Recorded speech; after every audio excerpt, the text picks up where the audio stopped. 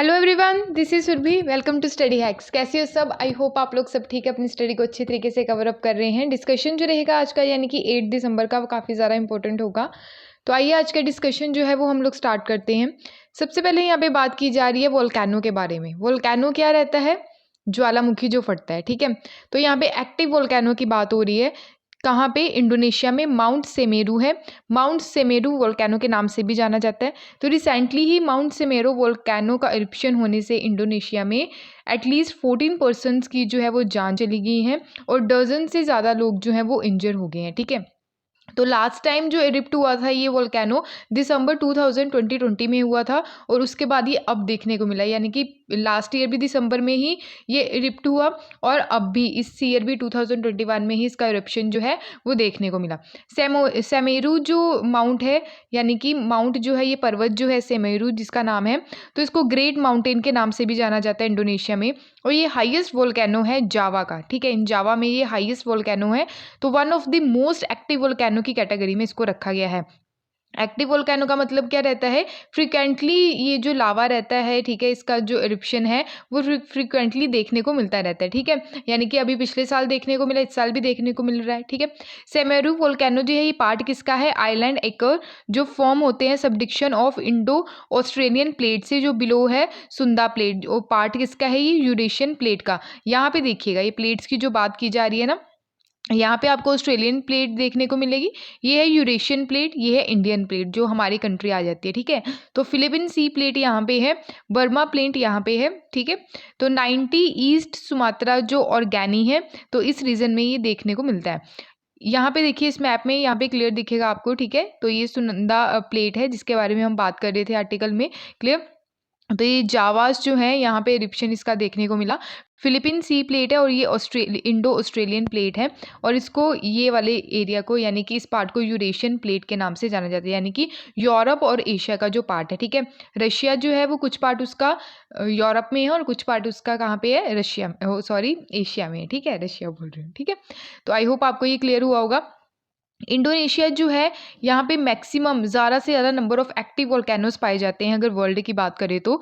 Seismic जो अपहीव है, ठीक है, अपहीवल है ड्यू टू लोकेशन जो है पैसिफिक रिंग ऑफ फायर, यानी कि इंडोनेशिया जो है ये पैसिफिक रिंग ऑफ फायर की लोकेशन में आता है। पैसिफिक रिंग ऑफ फायर क्या है ये इस मैप में देखिएगा, तो ये जो आपको रेड लाइन दिख रही है ये पैसिफिक रिंग ऑफ फायर है। यहाँ पे फ्रिक्वेंटली जो है वोल्केनो इरप्ट होते रहते हैं और अर्थ की सिचुएशन भी काफ़ी ज़्यादा यहाँ पे देखने को मिलती है, ठीक है। तो इसको रिंग ऑफ फायर की कैटेगरी में रखा गया और इंडोनेशिया का जो पार्ट है वो भी किस में आता है? रिंग ऑफ फायर में, इस एरिया में है इंडोनेशिया, ठीक है। तो यहाँ पे आप देख सकते हैं जावा सुंदा जो ट्रेंच है या मेरीना ट्रेंच है, पैसिफिक ओशियन में है, ये याद रखिएगा, कई बार क्वेश्चन आ भी चुका है इससे रिलेटेड। टोंगा ट्रेंच है ये, Peru Chile trench, middle America trench, Puerto Rico trench है, Philippine trench, Japan trench, important Mariana trench है, ठीक है। तो ये याद रखिएगा। तो आई होप आपको ये क्लियर हुआ होगा। उसके अलावा अगर हम बात करें यहाँ पे पैसिफिक रिंग ऑफ फायर के बारे में, हम कुछ जानकारी जो है वो ले लेते हैं, ठीक है। पैसिफिक रिंग ऑफ फायर को एक और नाम से जाना जाता है सरकम पैसिफिक बेल्ट। ये क्वेश्चन बना भी है, ठीक है, पास्ट में। तो रिंग ऑफ फायर को और किस नाम से जानते हैं? सरकम पैसिफिक बेल्ट के नाम से जानते हैं। पैसिफिक ओशियन में ये जो है एक्टिविटी ये देखने को मिलती है, स्पेशली जो एक्टिव वोल्केनोस और फ्रिक्वेंटली अर्थक्वेक आते रहते हैं यहाँ पे। लेंथ जो है पैसिफिक रिंग ऑफ फायर की अप्रोक्सीमेटली कितनी है? 40,000 किलोमीटर है, ठीक है। और बाउंड्री आपको इसकी सेवरल टेक्टोनिक प्लेट्स के बिटवीन है, इंक्लूड जैसे Pacific, Cocos, Indian, Australian, Nazca, north American and Philippine plates, ठीक है। तो 75% जो अर्थ्स वोल्केनो है यहाँ पे रिप्ट होते हैं। मोर देन 450 वोल्केनोस जो है लोकेटेड है रिंग ऑफ फायर में, ठीक है। तो 90% जो अर्थक्वेक आते हैं, अक्कर होते हैं, तो उसमें इंक्लूडेड है, यानी कि हमारे प्लैनेट पे जो है मोस्ट जो वायलेंट है ड्रामेटिक सिस्मिक इवेंट देखने को मिलते हैं रिंग ऑफ फायर जहाँ जहाँ पे लोकेटेड है। तो अदर वोल्केनोज की बात करें इंडोनेशिया में, वो है माउंट मेरापी एंड माउंट सिनाबर्ग। हमारी कंट्री का एक्टिव वोल्केनो कहाँ पे है? ये आपका होमवर्क है, बताइएगा हमारी कंट्री में एक्टिव वोल्केनो कहाँ पे सिचुएटेड है जो फ्रिक्वेंटली आपको अक्कर या फिर रिप्ट होते दिखता है, ठीक है। तो बताइएगा, ये काफ़ी इंपॉर्टेंट है, पास्ट में इससे रिलेटेड क्वेश्चन भी पूछा गया है, ठीक है। तो आई होप आपको ये क्लियर हुआ होगा। उसके अलावा अगर हम बात करें कि वोल्केनो के भी अलग अलग टाइप्स देखने को मिलते हैं, जैसे सैंडर कोन वोल्केनो है। यहाँ पे आप देख सकते हैं इसकी शेप जो है सैंडर कोन वोल्केनो में, यहाँ पे सेंटर में वेंट यानी कि लावा जो रहता है ये है मेग्मा चैम्बर है, ठीक है। इस पार्ट को क्रेटर बोलते हैं, ठीक है। तो ये जो जैसे रूट्स टाइप यहाँ पे देखने को, ये कंपोसाइट वोल्केनो है। जैसे रूट्स होती है ना, जैसे कैरेट वगैरह जो हम अंडरग्राउंड ग्रो होती है वो, ठीक है, जैसे उसमें रूट्स देखने को मिलती है वैसे ही है ये, ठीक है। इसको कहते हैं साइड वेंट, ठीक है। तो इसको वो कौन से वोल्केनो के नाम से जाना जाता है? Composite volcano. लावा डोम, ठीक है, डोम की पिक्चर में है या डोम की शेप में है ये। मैग्मा चैम्बर यहाँ पे और सेंट्रल वेंट यहाँ पे है। और शेल्ड वोल्केनो की बात करें तो इस शेप में देखने को मिलेगा ये, ठीक है। हाफ सर्कल जिसको सेमी सर्कल की फॉर्म में देखते हैं हम, ठीक है। तो शील्ड वोल्केनो जो है, तो इसकी शेप जो है, आपको ये सारी जो टाइप्स हैं ये एकदम माइंड में क्लियर होनी चाहिए कि टाइप्स ऑफ वोल्केनो में 4 कैटेगरीज आती हैं: cinder cone volcano, composite volcano, shield volcano and lava volcano, ठीक है। तो आई होप आपको ये क्लियर हुआ होगा। अगर बात करें यहाँ पे आप देख सकते हैं रिंग ऑफ फायर जो है, ठीक है। रिंग ऑफ फायर की जो ये लाइन है सरकम पैसिफिक बेल्ट के नाम से भी जाना जाता है, याद रखिएगा। एक्टिव वोल्केनो कहाँ कहाँ इरप्ट होते हैं, प्लेट टेक्टोनिक्स और रिंग ऑफ फायर इस मैप में सारी आपको देखने को मिलती हैं। इंडोनेशिया की बात करें, इंडोनेशिया की कैपिटल क्या है? जकार्ता है। जावा सी में इंडोनेशिया जो है यहाँ पे देखने को मिलेगा। तो जावा सी और यहाँ पे इंडियन ओशियन है, और माउंट समेरो जो हम बात कर रहे थे जहाँ पे अभी वोल्केनो इरप्ट हुआ है, ठीक है। तो माउंट समेरो की लोकेशन आपको क्लियर होनी चाहिए, तभी आपके माइंड में एग्जाम में क्लिक करेगा। ओके, तो नेक्स्ट चलते हैं। नेक्स्ट क्या बात की जा रही है यहाँ पे एक्सरसाइज कुवेरियन काफ़ी ज़्यादा इंपॉर्टेंट एक्सरसाइज है। एक्सरसाइज कुवेरियन जो है, इक्वेरियन हम बोलेंगे इसको, ये इंडिया और मालदीव के बिटवीन देखने को मिलती है। अभी जो हुई इसका 11th एडिशन हुआ कहाँ पे? थेडू आइलैंड जो है मालदीव में, ठीक है। तो अर्लियर 15th एडिशन भी देखने को मिला, जो बाइलिनियर ट्राइलिटरल कोस्ट गार्ड एक्सरसाइज थी, बाइलिनियर, ठीक है। तो ट्राइलिटरल कोस्ट गार्ड एक्सरसाइज थी जिसका नाम था दोस्ती। उसमें अलग अलग कंट्रीज इन्वॉल्व थी। ट्राइलिटरल यानी कि 3 कंट्रीज इन्वॉल्व थी, इंडिया, मालदीव और श्रीलंका, ठीक है। तो ये कहाँ पे हुई? मालदीव में हुई। इंडिया एंड मालदीव जो है उनके द्वारा कंडक्ट कराई गई एक्सरसाइज इक्वेरियन। तो इसका मीन्स क्या है? इक्वेरियन का मतलब क्या है कि दोस्ती, फ्रेंड, ठीक है। तो मालदीव लैंग्वेज जो है, मालदीव लैंग्वेज में सारी चीज़ें देखने को मिली। 2019 में इसको 2009 में इसको स्टार्ट किया गया। फोकस स्पेशली किस पे है कि अनहेंस कैसे करना है हमने इंटर ऑपरेटिबिलिटी बिटवीन 2 फोर्सेस, ठीक है। तो आई होप आपको ये क्लियर हुआ होगा कि एक्सरसाइज इक्वेरियन जो है इंडिया और मालदीव के बिटवीन है। हुई कहाँ पे? इसका एडिशन कौन सा था? 11th एडिशन हुई मालदीव का जो आइलैंड है खदधू आइलैंड जो है, ठीक है, ये कहाँ पे है? मालदीव में, ठीक है। तो आई होप आपको ये क्लियर है। यहाँ पे आप लोकेशन देख सकते हैं, ये हमारी कंट्री है, श्रीलंका है। तो जो दोस्ती एक्सरसाइज हुई ये तीनों कंट्रीज़ के बिटवीन हुई। इक्वेरियन जो है इंडिया और मालदीव के बिटवीन। मालदीव की कैपिटल क्या है? माले है, और ये इंडोनेशिया में सिचुएटेड एक आइलैंड कंट्री है, ठीक है। तो आई होप आपको ये क्लियर हुआ होगा। इस मैप में भी आप देख सकते हैं यहाँ पे सिचुएटेड है ये, क्लियर। नेक्स्ट जो यहाँ पे बात की जा रही है नेशनल एनर्जी कंजर्वेशन अवार्ड्स के बारे में। अभी ये नेशनल एनर्जी कंजर्वेशन अवार्ड्स क्यों दिए जा रहे हैं? क्योंकि अभी 14 दिसंबर को एक डे हम सेलिब्रेट करेंगे जिसका नाम है नेशनल एनर्जी कंजर्वेशन डे, ठीक है। तो एनर्जी को हमने कैसे कंजर्व करना है, वेस्ट नहीं करनी है एनर्जी, स्पेशली उसी के पर्पज़ पे ये डे जो है वो सेलिब्रेट किया जाता है, और अवार्ड्स भी जो है इसी पर्पज़ से दिए जाएंगे। तो recently he bureau of energy efficiency के द्वारा वेरियस इंडस्ट्रियल यूनिट जो है, इंस्टीट्यूशंस जो हैं, अलग अलग इस्टेब्लिशमेंट्स जो हैं, ठीक है, उनको ये अवार्ड दिए जाएंगे 31st जो नेशनल एनर्जी कंजर्वेशन अवार्ड है, ठीक है। तो ओकेजन किसके ओकेजन पे, किस उपलक्ष्य पे दिए जाएंगे? नेशनल एनर्जी कंजर्वेशन डे जो है 14 दिसंबर को हम सेलिब्रेट करेंगे, ताकि जो इंडिया की अचीवमेंट्स रही है एनर्जी सेक्टर में, एनर्जी एफिशिएंसी सेक्टर में, कैसे हमने एनर्जी को कंजर्व किया, उस फील्ड में ये सारी चीज़ें देखी जाएंगी और अवार्ड डिस्ट्रीब्यूट किए जाएंगे। अवार्ड जो है एक न्यू इंट्रोड्यूस किया गया है जिसका नाम है national energy efficiency innovation award, ठीक है। तो इसको ऑल्सो इंस्टीट्यूशनलाइज किया जाएगा इस उपलक्ष्य पे। उसके अलावा अगर देखें 31st national energy conservation award जो है 2021, तो अंडर किसके है ये? नेशनल एनर्जी कंजर्वेशन जो अवार्ड है, तो industry, transport, building, institution, applicants इस फील्ड में दिए जाएंगे, जैसे सीमेंट हो गया, algae, drug and pharmaceutical, food processing, glass, iron, paper and pulp, plastic, tyre, T, ठीक है। ट्रांसपोर्ट की कैटेगरी में देखें तो zonal railway, metro railway, aviation, building की कैटेगरी में देखिए होटल्स को, hospitals, airport and shopping mall, pizzas. Okay, तो इंस्टीट्यूशंस जो हैं, स्टेट परफॉर्मेंस अवार्ड यहाँ पे देखी जाएगी, performance award for state. Clear. Electricity distribution जो कंपनी है जिसको हम डिस्कॉम बोलते हैं। एप्लीकेशंस की अगर बात करें जैसे कलर टीवी हो गया, वॉशिंग मशीन। क्लियर। तो ये सारी कैटेगरी को देखा जाएगा। तो अवार्ड जो है ये इसी फील्ड में दिए जाएंगे, ठीक है। तो आई होप आपको ये क्लियर हुआ होगा। उसके अलावा अगर हम बात करें तो यहाँ पे जो बात की जा रही है कि ये जो अवार्ड है, ये स्कीम जो है कौन सी मिनिस्ट्री के द्वारा लॉन्च की गई है, मिनिस्ट्री ऑफ पावर के द्वारा। कब की गई थी? 1991 में की गई थी। नेशनल रिकॉग्निशन दिया गया है through this award to industries and establishments. Effort लगाए जाएंगे कैसे हमने एनर्जी को कंज्यूम करना है, जो हम कंज्यूम कर रहे हैं एनर्जी उसको कैसे रिड्यूस करना है, मेंटेन किया जाएगा जो प्रोडक्शन आज के टाइम में हो रहा है। उसके अलावा फर्स्ट टाइम जो है 14 दिसंबर 1991 में ये अवार्ड्स जो हैं देने स्टार्ट किए गए थे, और साथ ही साथ डिक्लेयर किया गया था कि हम एक डे भी सेलिब्रेट करेंगे जिसका नाम होगा national energy conservation day. Energy efficiency की बात करें हमारे इंडिया में तो इसका मतलब क्या है कि हमने लेस यानी कि कम एनर्जी यूज़ करनी है और परफॉर्म करना है सेम टास्क, जैसे कि हमने एनर्जी वेस्ट जो है उसको क्या करना है, जैसे हम एनर्जी वेस्ट करते हैं बहुत सारी, जैसे टीवी चल रहा है तो चल ही रहा है, ठीक है। तो ऐसी चीज़ें नहीं होनी चाहिए, उस चीज़ को हमने एलिमिनेट करना है। लाइट्स जो हैं घर की अगर ज़रूरत नहीं है तब भी चल रही हैं, तब भी ऑन है, तो इस चीज़ को हमने अवॉइड करना है, इस चीज़ को ख़त्म करना है ताकि एनर्जी जो है वो वेस्ट ना हो। तो कैसे हमने एलिमिनेट करना है एनर्जी वेस्ट को? एनर्जी एफिशिएंसी जो है वैरायटी जैसे बेनिफिट्स हैं, स्पेशली कैसे हमने ग्रीन हाउस गैस एमिशन को रिड्यूस करना है, इसके चलते डिमांड जो है एनर्जी इंपोर्ट की वो कम करनी है। क्लियर। और कम करना है कॉस्ट, स्पेशली जो household and economy wide level है। इन इंडिया एनर्जी सेक्टर की अगर बात करें तो रिसेंटली ही डेवलपमेंट किए गए हैं, कुछ मतलब टारगेट सेट किए गए हैं इसके चलते, जैसे कि 175 गीगावाट इंस्टॉल करनी है रिन्यूएबल एनर्जी कैपेसिटी, ठीक है, 2022 तक। और 24 घंटे हमने पावर जो है एनर्जी यानी कि लाइट जो है वो प्रोवाइड करवानी है वो सबके लिए। तो हाउस जो है वो सबके लिए प्रोवाइड करवाने हैं 2022 तक, ठीक है, यानी कि हाउसिंग फॉर ऑल।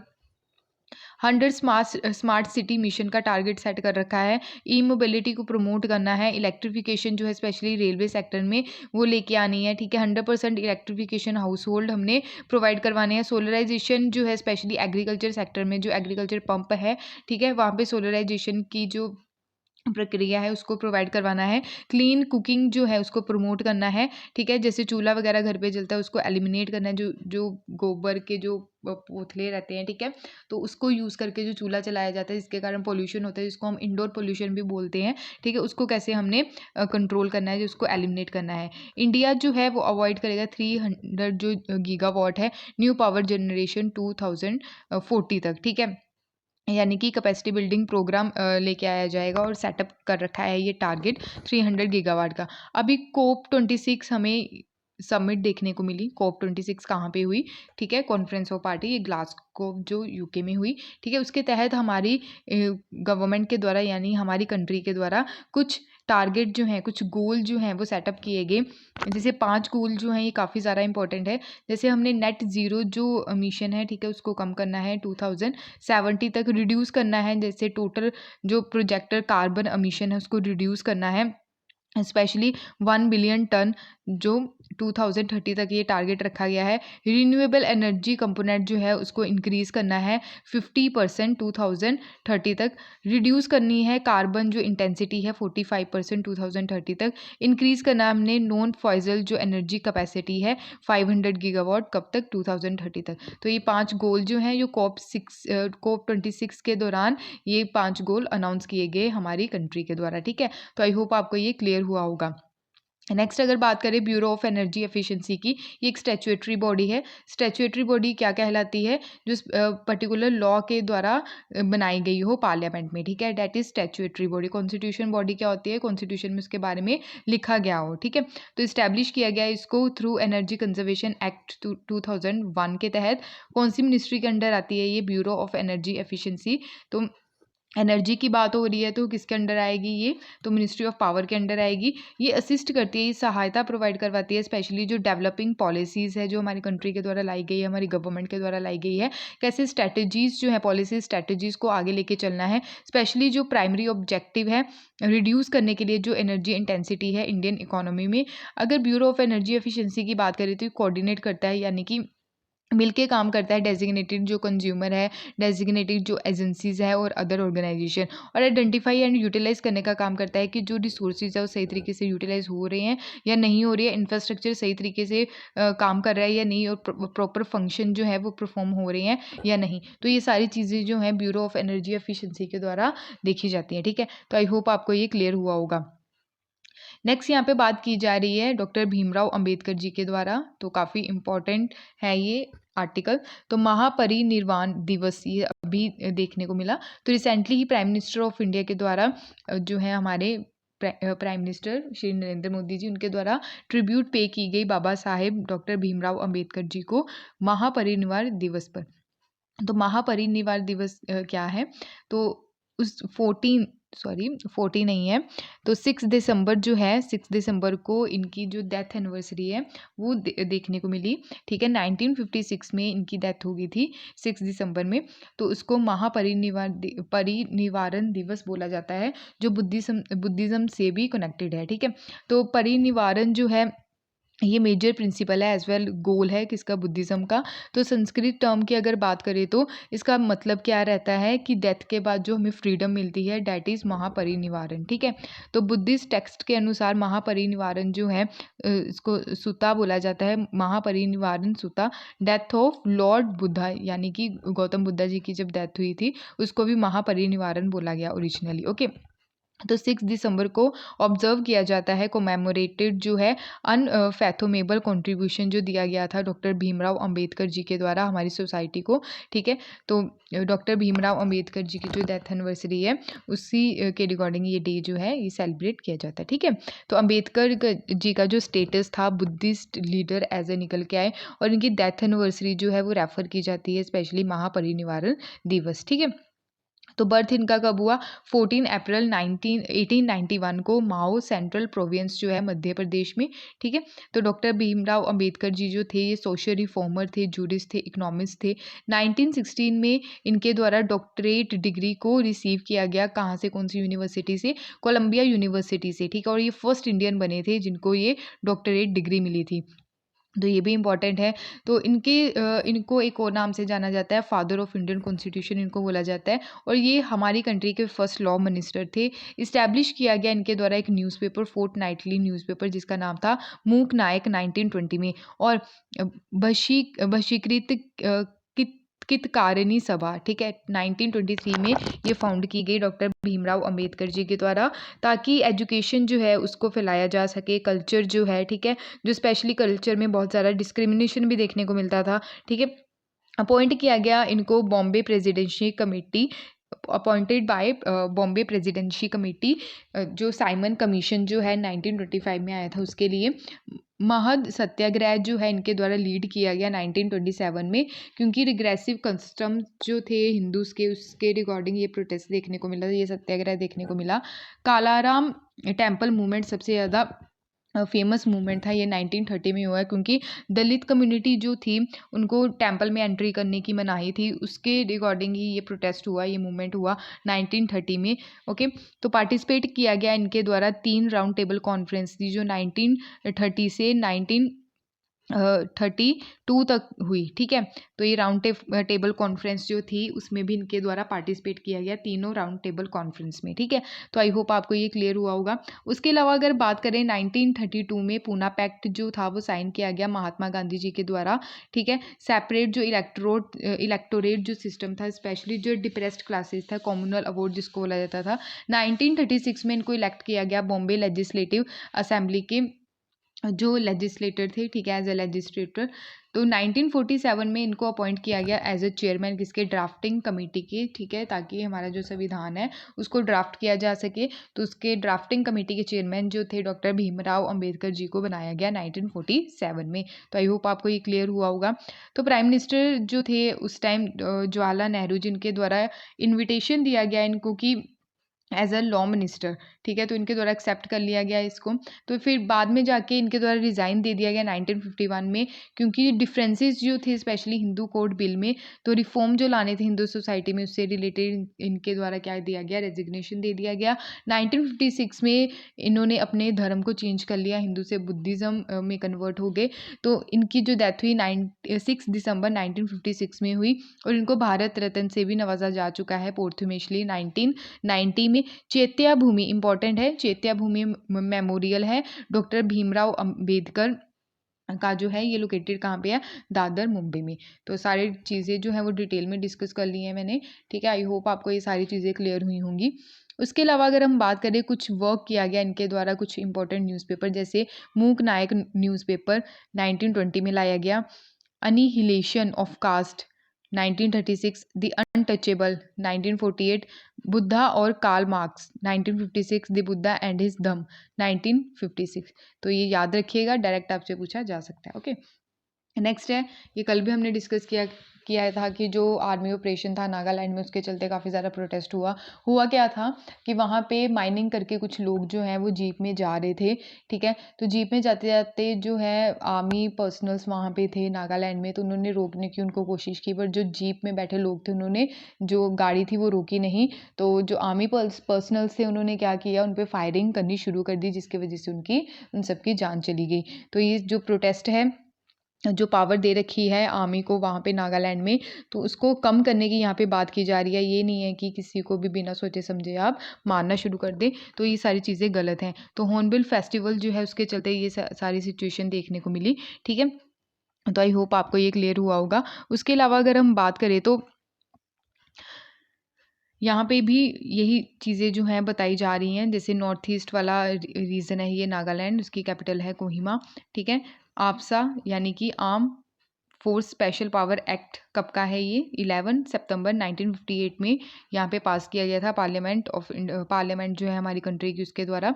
और ये आपसा जो है इसको कहाँ पे इसको क्या किया जाता है, इंट्रोड्यूस किया जाता है, स्पेशली होती कहाँ पे है ये, जैसे हमारी कंट्री का डिस्टर्ब एरिया है, जैसे कि नॉर्थ ईस्ट वाले जो स्टेट्स हैं, JNK है, ठीक है, वहाँ पे जैसे अरुणाचल प्रदेश, असम, मणिपुर, मेघालय, मिजोरम, नागालैंड, जम्मू एंड कश्मीर, त्रिपुरा, ठीक है। तो यहाँ पे इनको डिप्लॉय किया जाता है ताकि वहाँ पे सिचुएशन को कंट्रोल किया जा सके। बट पावर जो है ये एक्स्ट्रा पावर दे रखी है आर्मी को इन रीजन्स में, ठीक है। यहाँ पे भी आप देख सकते हैं, जैसे त्रिपुरा में 2015 में, मिजोरम में 1986 में, पंजाब चंडीगढ़ 1983 में, ठीक है। इनकी पावर जो है वो बढ़ती घटती रहती है सिचुएशन के हिसाब से, ये भी याद रखिएगा, ठीक है। तो आई होप आपको ये क्लियर हुआ होगा। अगर कोई भी जैसे आर्मी वहाँ पे है देखने को मिल रही है, तो ये किसी भी पर्सन को बिना वारंट के अरेस्ट कर सकती हैं, ठीक है, सर्च ऑपरेशन चला सकती हैं बिना वारंट के। तो ये सारी चीज़ें देखने को मिलती हैं, ठीक है। तो आई होप आपको ये सारी चीज़ें क्लियर हुई होंगी। नागालैंड की अगर बात करें तो जैसे सुप्रीम कोर्ट के द्वारा भी वर्डिक्ट दिया गया था 1997 में कि इसकी जो पावर है वो कम करो, ठीक है, तो इसका जो है सही से यूटिलाइज़ करो। तो नागालैंड की बात करें तो 59 स्टेटहुड डे सेलिब्रेट किया गया 1 दिसंबर को 1963 में, ये सेलिब्रेट होता है। ये मैंने बहुत बार डिस्कस कर दिया है, मैंने यहाँ पे नोट्स अभी प्रोवाइड करवा दिए हैं, जिन बच्चों को नोट्स चाहिए तो यहाँ से आप ले सकते हैं, ठीक है। तो हॉर्नबिल फेस्टिवल जो है नागालैंड में सेलिब्रेट किया जाता है, ठीक है। तो आई होप आपको ये सारी चीज़ें क्लियर हुई होंगी। उसके अलावा यहाँ पे बात की जा रही है, महबूबा मुफ्ती जो कह रही हैं कि आर्टिकल 370 जो है, जो अभी हटाया गया था उसको फिर से वापस लाया जाए, अदरवाइज़ हम जो है इलेक्शन जो है वो नहीं कंडक्ट करवाएंगे यहाँ पे, ठीक है। तो इनके द्वारा ये सारी टिप्पणी जो है वो दी गई है। AK-203 राइफल जो है ये रशिया से आएंगे हमारी कंट्री में, तो ये याद रखिएगा, ये रशिया से हम खरीदने हैं, क्योंकि व्लादिमीर पुतिन जो है विजिट पे थे हमारी कंट्री में, और बहुत सारा जो है यानी कि बहुत सारी जो वेपन्स है वो यहाँ पे बेच के गए हैं, तो बहुत सारी कमाई भी करके गए हैं यहाँ से, ठीक है। तो ट्राई सर्विसेज ट्रेनिंग यहाँ पे देखने को मिल रही है कश्मीर में। ट्राई सर्विसेज यानी कि नेवी, एयरफोर्स और आर्मी जो है साथ में मिलकर यहाँ पे ट्रेनिंग कर रही हैं, तो कश्मीर वैली में, क्लियर। यहाँ पे आप देखिए जो बाइडेन जो है व्लादिमीर पुतिन के साथ कन्वर्सेशन कर रहे हैं, यूक्रेन वाला इशू जो है, जो रशिया के द्वारा हड़प लिया गया था, ठीक है, यूक्रेन का क्रीमिया वाला जो रीज़न था, क्लियर। तो उसी के बारे में यहाँ पे बात हो रही है कि सिचुएशन जो है वो काफ़ी ज़्यादा ख़राब दिख रही है। तो आई होप आपको ये क्लियर हुआ होगा। तो ये नागालैंड के बारे में हमने डिस्कस किया, ठीक है। ये कुछ डाटा है, यहाँ पे देख लीजिए। साइलेंट विक्टिम जो है वायलेंस काफ़ी ज़्यादा इंपॉर्टेंट है, क्योंकि डोमेस्टिक वायलेंस के केसेस जो है वो घटने की बजाय बहुत ज़्यादा बढ़ गए हैं, ठीक है। तो अभी जो नेशनल फैमिली हेल्थ सर्वे आया उसी के अकॉर्डिंग ये सर्वे किया गया था कि जो डोमेस्टिक वायलेंस की जो केसेस हैं वो घटने की बजाय बढ़ रहे हैं। अगर देखिए सबसे ज़्यादा जो पढ़े लिखे राज्य हैं उनमें सबसे ज़्यादा डोमेस्टिक वायलेंस के केस देखने को मिले हैं, ठीक है। स्पेशली जो मैरिड वुमेन है, ठीक है, उनको ये सारी फिजिकल और सेक्सुअल जो वायलेंस है वो फेस करना पड़ता है। देखो सबसे ज़्यादा कर्नाटका में है, ठीक है। तो जैसे पंजाब है वहाँ पे कम है, क्लियर। यहाँ पे भी आप देख सकते हैं। लॉकडाउन की ड्यूरेशन में बहुत सारे ऐसे केसेस देखने को मिले डोमेस्टिक वायलेंस के जो काफ़ी ज़्यादा बढ़े, ठीक है। तो जितने पढ़े लिखे लोग हैं आज के टाइम में उतनी ही ऐसी सिचुएशन देखने को मिल रही है। तो प्लीज़ ऐसी सिचुएशन जो है इसको हमने एलिमिनेट करना है साथ में मिलके। तो ऐसी चीज़ें नहीं होनी चाहिए, क्लियर। तो आई होप आपको ये क्लियर हुआ होगा। ये डाटा जो है ये काफ़ी ज़्यादा इंपॉर्टेंट है, ठीक है। तो यहाँ पे देख सकते हैं half of the women age 18 to 49 years की जो वुमेन्स है तो उनके द्वारा फेस किया जाता है फिजिकल एंड सेक्सुअल वायलेंस जो है, ठीक है। तो यहाँ पे देखिए सबसे ज़्यादा आंध्र प्रदेश में, उसके बाद गुजरात, बिहार, असम, वेस्ट बंगाल, महाराष्ट्र, जम्मू एंड कश्मीर, कर्नाटका, केरला और तेलंगाना, ठीक है। तो 29.3% जो है वुमेन जो है वो फेस करती है, स्पेशली जो मैरिड वुमेन्स है, ठीक है। तो फेस करती है डोमेस्टिक वायलेंस, ये बोला गया है national family health survey 5th के हिसाब से, ठीक है। तो ये इंपॉर्टेंट चीज़ें हैं जो काफ़ी ज़्यादा यानी कि ये आपके आंसर राइटिंग में भी काम आएगी, ओके। तो ये था आज का इंपॉर्टेंट करंट अफेयर्स का सेशन।